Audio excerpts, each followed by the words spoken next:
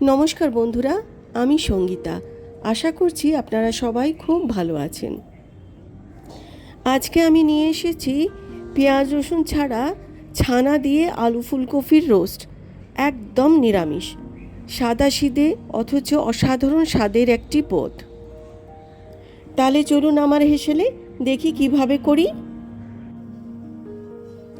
ছানা কাটাবো বলে আমি প্রায় 3 থেকে 4 লিটার দুধ বসিয়ে দিয়েছি। ছানাটা অনেকটা লাগে, তাই দুধটাও অনেকটা নিয়েছি।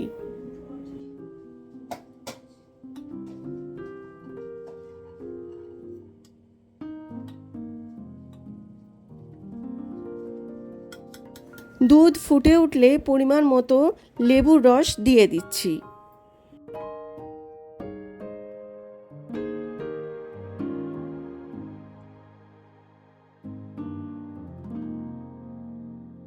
লেবুর রসটা দেওয়ার কিছুক্ষণ মধ্যেই 1 মিনিট ফোটালেই দুধটা কেটে যায়, মানে ছানাটা তৈরি হয়ে যাবে।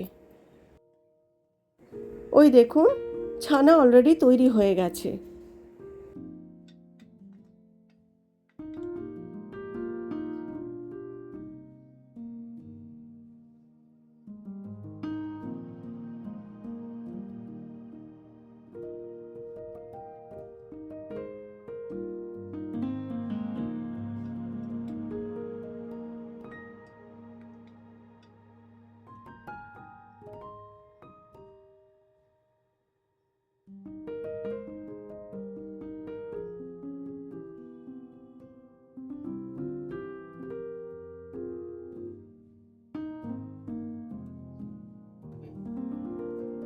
চলুন এবার ছানাটাকে ছেঁকে নিই।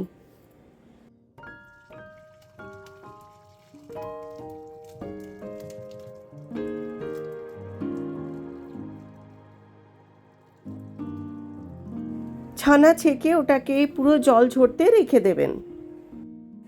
এবার আমি কিছু মটরশুঁটি ছাড়িয়ে নিচ্ছি।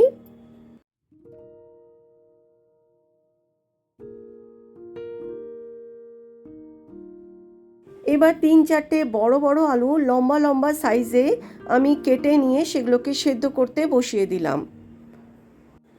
তাতে দিলাম 2 চামচ নুন। আলুগুলো 90% সেদ্ধ হলে নামিয়ে ফেলবেন।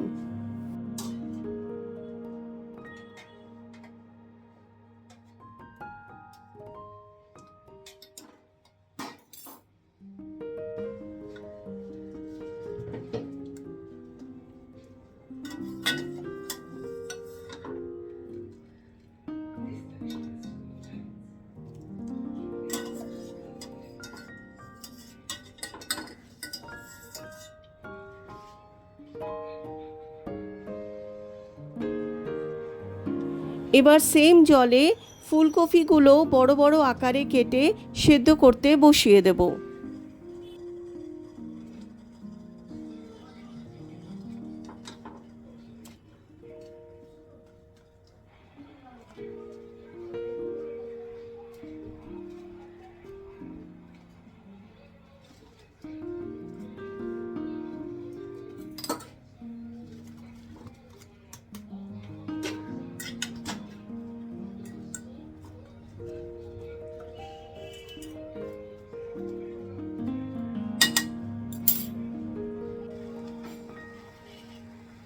ফুলকপি আধ সেদ্ধ হলে মটরশুঁটিও তার সাথে সেদ্ধ হতে দিয়ে দেব।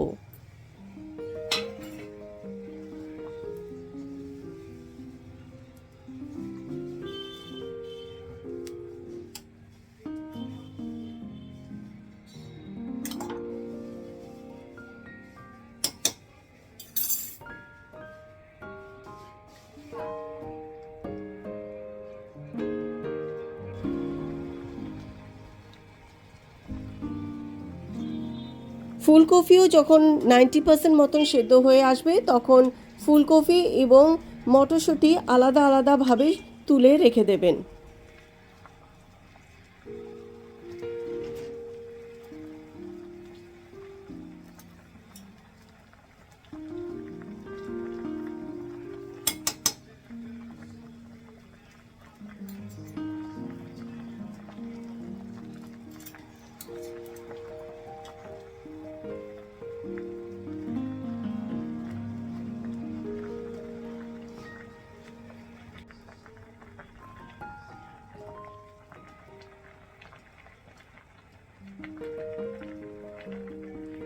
দুটোই আলাদা আলাদাভাবে কিভাবে তুলবেন আমি সেটা দেখিয়ে দিলাম। এবার একটা কড়াইতে 3 থেকে 4 চামচ সাদা তেল দেবেন, আর দেবেন 1 চামচ ঘি। এবার আলুগুলো যেগুলো আমরা আধ সেদ্ধ করে রেখেছিলাম সেগুলোকে ব্যাচে ব্যাচে ভেজে তুলে রাখবেন।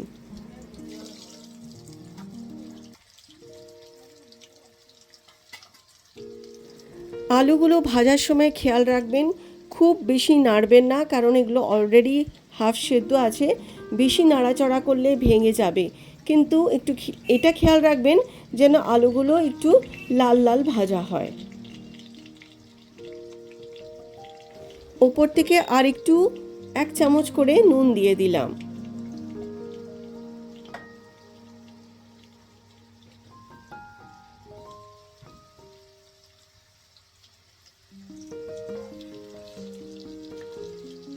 খুন্তি খুব সাবধানে আলতো আলতো করে চালাবেন।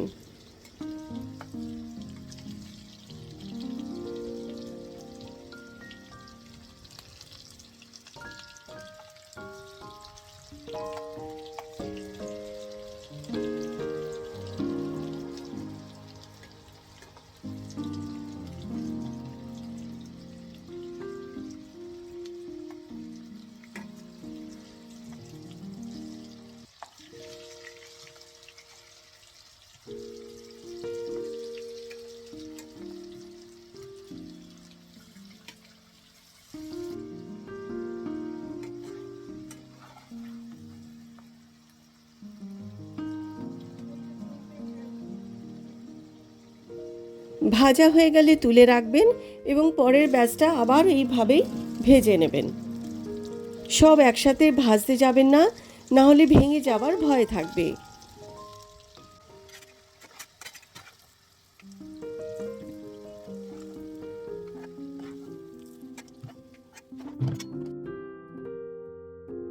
একই রকমভাবে ফুলকপিগুলো ভেজে নেবেন।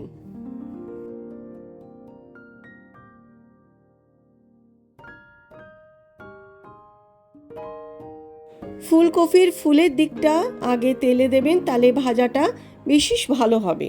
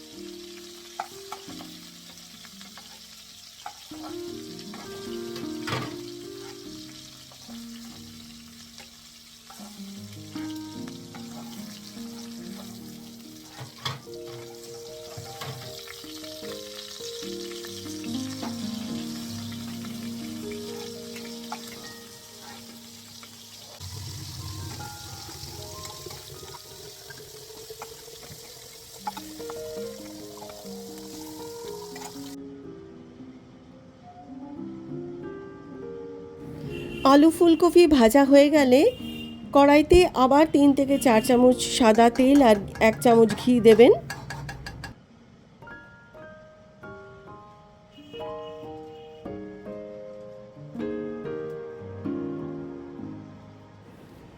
দুটো তিনটে তেজপাতা দেবেন, দুটো দারচিনি দেবেন, 5-6টা লবঙ্গ দেবেন, আর 5-6টা এলাচ দেবেন, আর দেবেন প্রায় 10-12টা গোটা গোলমরিচ।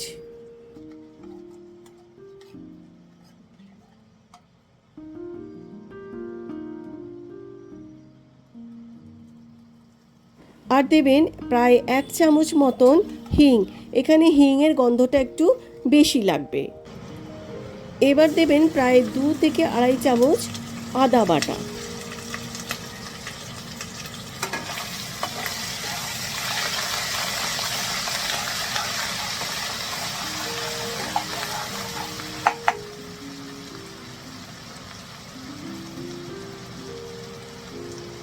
তরকারির জন্য একটু নুন দিলাম, প্রায় 1 চামচ।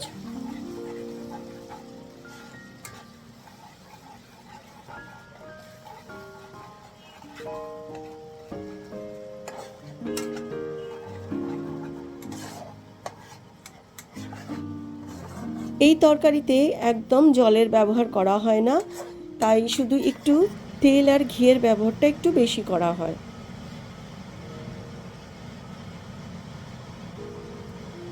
এবার দিয়ে দেব প্রায় 8 থেকে 10টা চেরা কাঁচা লঙ্কা।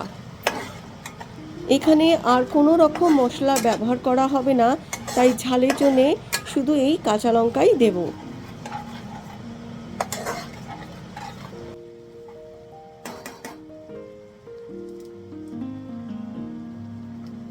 এবার সেদ্ধ করা মটরশুঁটিটা দিয়ে দিলাম।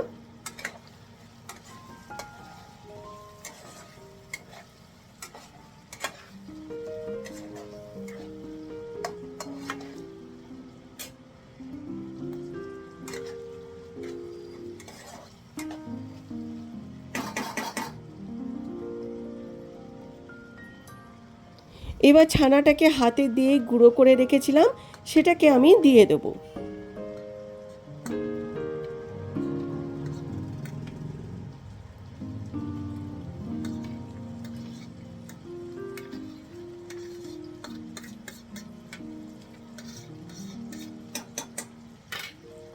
দেখবেন ছানার মধ্যে যেন কোনো রকম লাম্প না থাকে। যদি থাকে তাহলে হাতা দিয়ে সেটা ভেঙে দেবেন।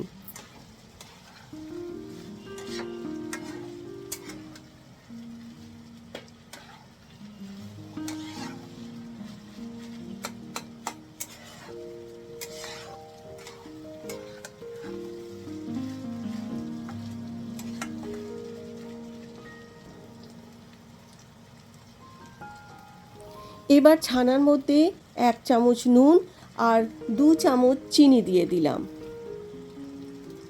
নিরামিষ তরকারি একটু মিষ্টি মিষ্টি ভালো লাগে, তাই মিষ্টিটা আপনারা আপনাদের নিজেদের পছন্দ অনুযায়ী দেবেন।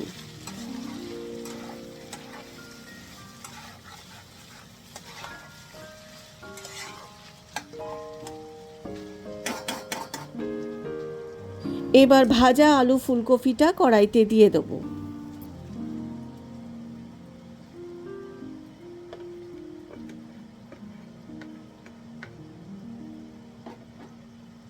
আলু ফুলকপিগুলো মশলার সাথে ভালো করে মিশিয়ে নেবেন।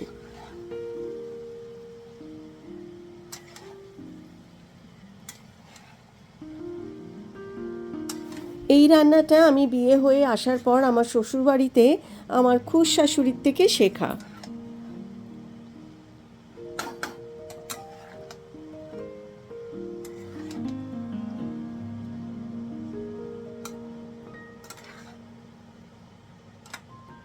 নর্মালি বাচ্চারা তরকারি খেতে পছন্দ করে না, তার উপর নিরামিষ হলে তো একদমই নয়। সেখানে আমার বাচ্চারা এটা ডিম্যান্ড করে প্রতি বছর শীতকালে এটা যেন আমার বাড়িতে হয়। এটা শীতকাল পড়লে প্রতি বছর 1 থেকে 2 বার তো হয় প্রতি মাসে। এটা এতটাই সুস্বাদু খেতে হয়।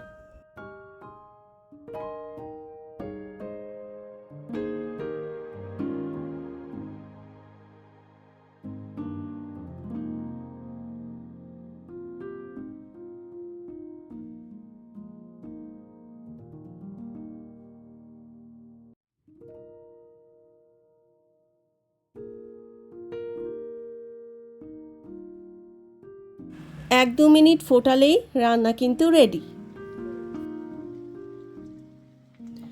ছানা দিয়ে আলু ফুলকপির রোস্ট একদম সিম্পল, কোনো মশলা ছাড়াই ঘরোয়া একটি পদ। সুন্দর হিঙের গন্ধ আর শেষে কাঁচা লঙ্কার হালকা ঝাঁঝ, এইটুকুই। সহজ, হালকা আর একেবারে বাড়ির স্বাদে ভরপুর। আশা করছি আপনাদের আজকের ভিডিওটা ভালো লেগেছে। আজকের মতন এখানেই শেষ করছি। ভিডিওটা ভালো লাগলে লাইক দিন, শেয়ার করুন আর অবশ্যই চ্যানেলটা সাবস্ক্রাইব করতে ভুলবেন না। আবার দেখা হবে নতুন রেসিপি নিয়ে। ততক্ষণ ভালো থাকুন, সুস্থ থাকুন। নমস্কার।